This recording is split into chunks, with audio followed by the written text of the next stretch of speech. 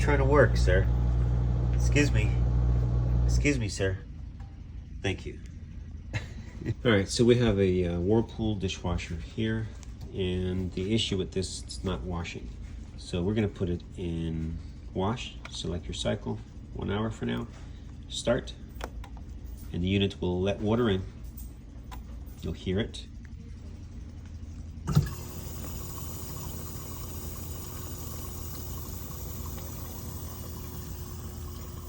And you will hear it start to wash shortly, or it should be washing. That's wash, and you should hear the wash pump turning, spitting up the water, moving the water around. And we have a cat here helping us fix. So take a listen, and then we're going to check the wash pump, see if we're getting voltage to the wash motor. If not, then we may have a bad board. Column, and I put it to the side, and Yeah. I saw it a few times, and I go, oh yeah, I got a column, I appreciate that. All right, you can see now it should be washing. You should hear the motor turning, and it is silent. No noise, no sound of water. So we're gonna pull the unit out slightly, and we're gonna get some voltage. All right, here's a quick tip. Now, if you have a lip, see that? That's a lip. And sometimes it's rather difficult to pull the dishwasher up and over the lip. So what you're gonna do, you get a hook, and you wanna grab under it, and just be mindful, and you're gonna lift. Watch out, kitty. So you're gonna pull up, and as you pull up, you just pull it out. See that? Perfectly every time.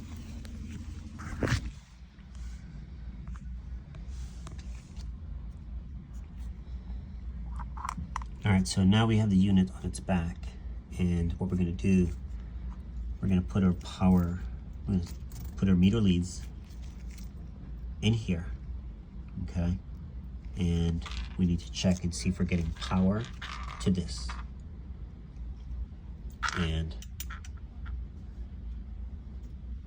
customer's cat. So once we get power to this, that tells us that the board is supplying voltage, and we need to replace that. All right, so let's do that. And you're gonna set the machine back down. If you don't have enough room, you might have to disconnect and use something like this. Just connect black to black, and then you'll have something like that. Plug it in, set the unit back down, and then you're gonna pay attention to your meter. You're gonna have it on volts AC, and you're looking for 120 volts once the unit stops putting in water. When the valve turns off, it's going to be time for that to turn on and wash. 120 volts. All right, there's not a lot of ways of doing this, so best way to do it, slide them in the sides. Leave it laying there, don't move it. Set the unit down.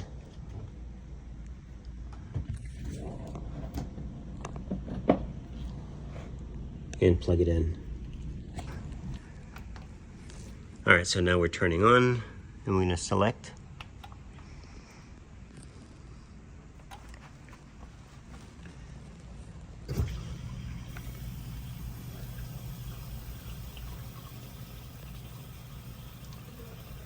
So we're looking for 120 volts. Right now, the valve is letting water in. And when that's done, we're gonna be paying attention over here.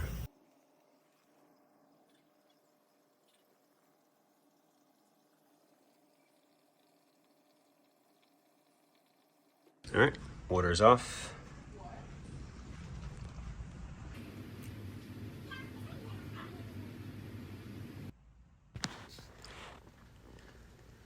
As you can see, we are getting voltage, and voltage will vary, but those wash pumps, they go up and down basically based on the amount of water they're pumping, but we are definitely getting voltage as you can see it. So now you're going to see what I'm going to do. I'm going to tip the machine on its back, and we're going to do a little trick, and you'll see how it turns on. And a lot of times your washer or dishwasher in this case are not truly broken. Sometimes they're just stuck. And always try these methods before you start replacing parts. Okay, so now what we're going to do, we're going to disconnect power or the meter leads from power, and you're going to leave the machine running. In theory, power is going to that wire, and you're going to unplug the meter leads, and you're going to plug it into the motor. Always wear gloves.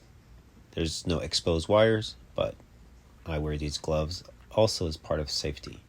They do protect. Now we're plugging in that wire because it is a live test. And once you're plugged in, get a small screwdriver, something small, nothing crazy. And what you're going to do, you're going to tap the motor. Not on the plastic too much, but basically on the housing.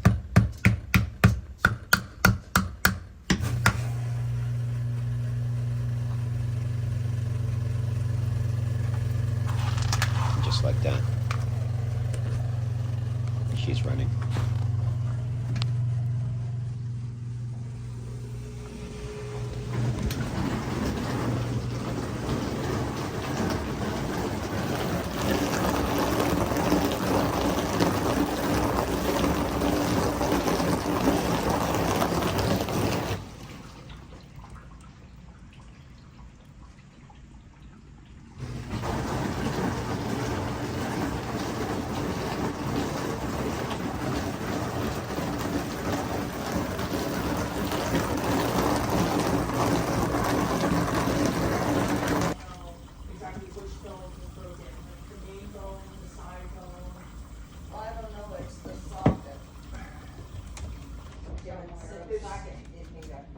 Yeah, so I'm like, I don't know exactly which phone it is. I don't know if it's.